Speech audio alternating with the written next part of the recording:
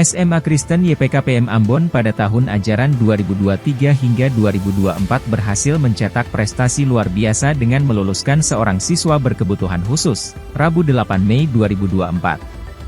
Kepala SMA Kristen YPKPM Ambon, Ella Turiu menerangkan, selama 3 tahun belajar di SMA tersebut, siswa berkebutuhan khusus itu mendapatkan pengajaran menggunakan kurikulum khusus, namun tetap diajarkan secara inklusif tanpa dipisahkan dari siswa-siswa normal.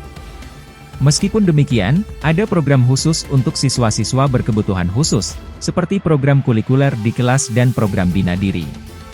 Laturiu juga mengakui bahwa tentunya ada kendala dalam proses ini, namun mereka berusaha secara perlahan untuk mengatasinya.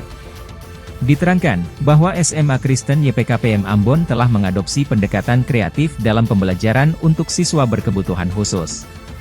Mereka menggunakan media, gambar, dan musik sebagai cara penjelasan, dan bantuan teman-teman siswa di sekolah. Rina, orang tua dari siswa berkebutuhan khusus, merasa sangat bersyukur atas keberhasilan SMA Kristen YPKPM dalam mendidik anaknya.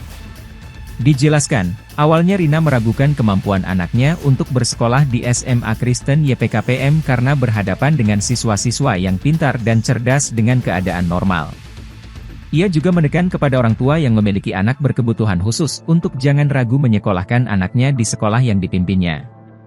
Diberitakan sebelumnya, SMA Kristen YPKPM Ambon secara meriah mengadakan acara kelulusan bagi para siswa kelas 12.